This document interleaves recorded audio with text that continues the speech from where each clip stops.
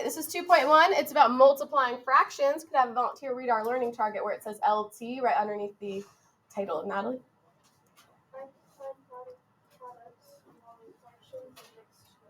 Thanks. So when we multiply fractions, the key idea is that we multiply the numerators and the denominators. So multiplying straight across the top and straight across the bottom. It is different than adding and subtracting, right? We don't have to have common denominators. We're just multiplying straight across. I'm going to show you today how to do that and then simplify your answer at the end, as well as how to use another tool, another strategy that can help you simplify your problem before you've even started. So here's our very first one. It says find 1/4 times 1/2. 1 times 1 is 1. 4 times 2 is 8. We're done. 1/8. Super simple. 1/8 cannot be simplified, so that's why that problem is completely done after I multiply.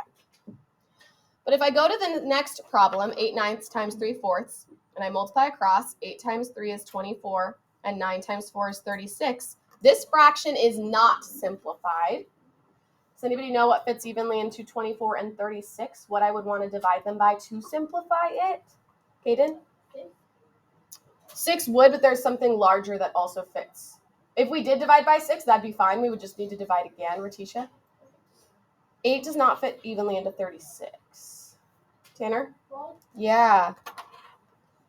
Divided by 12. 24 divided by 12 is 2, and 36 divided by 12 is 3. And so 2/3 would be our simplified answer for the next one. If you had divided them by 6 first, that's okay. You would have gotten 4/6, and then you just would have needed to divide by 2 after that and gotten all the way down to 2/3. So that's totally fine to do it that way. But I'm going to show you a different strategy called cross-canceling. So I'm going to write the problem down again. And I'm going to show you how to do this. This allows us to simplify before we even move. So what cross-canceling is, the way I like to explain it, is simplifying diagonal fractions. So it's like we're imagining that I am swapping my denominators so that my fractions say like 8/4 and 3/9, and I'm simplifying those fractions before I begin. So first I'm going to look at my 8 and my 4. What could I divide both the 8 and the 4 by if I wanted to simplify that? Like if I imagined that it was 8/4, what could fit into both of those? Erin? 2. There's something greater that could fit into 8 and 4 though besides 2. Maya? 4. Yeah, and 4 would fit into 4 one time, so I cross it off and make it a 1. 4 would fit into 8 2 times, so I cross it off and make it a 2. It's like I had the fraction 8/4, and I said, oh, that could be simplified into 2/1. Now I know some of you might go, 2/1 is just 2, Miss Reed. Yes, it is, but we're not fully simplifying it. We're just simplifying individual numbers right now before we get our final answer. Now I'm going to repeat, and I'm going to look at my other diagonal fraction. Again, I'm imagining that this 9 made its way right underneath that 3. What could I divide my 3 and my 9 by? Neil? So 3 would fit into 3 once, so I cross it off and make it a 1. 3 would fit into 9 3 times. So I'm imagining that if I had had 3 9s, I could have changed it to 1/3 instead.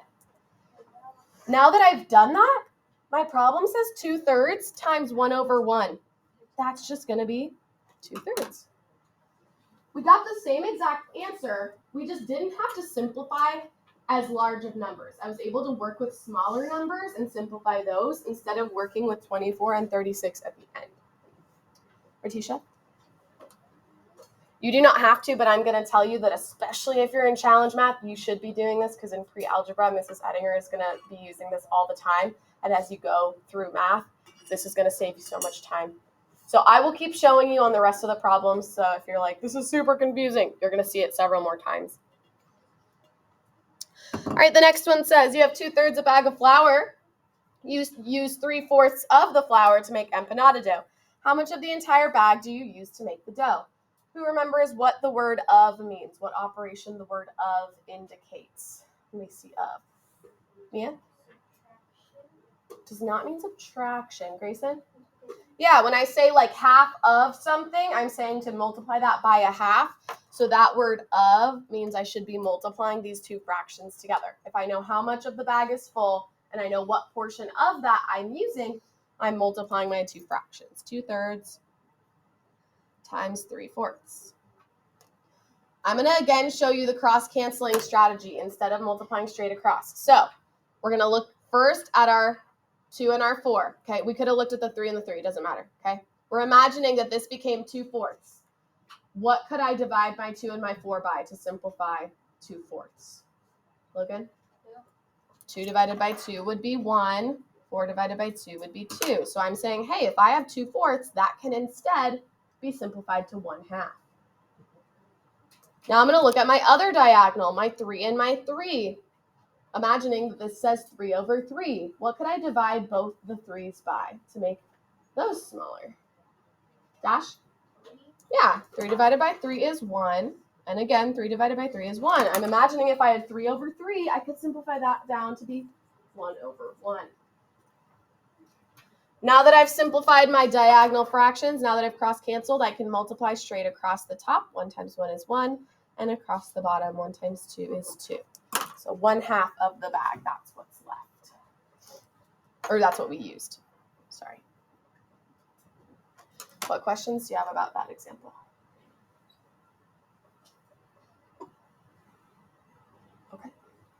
We move to the next side of the notes, which is multiplying mixed numbers, which is the exact same process. We just have one additional step at the beginning, but otherwise it's exactly the same. So when we are multiplying mixed numbers, first we have to write each mixed number as an improper fraction. That's what we talked about yesterday.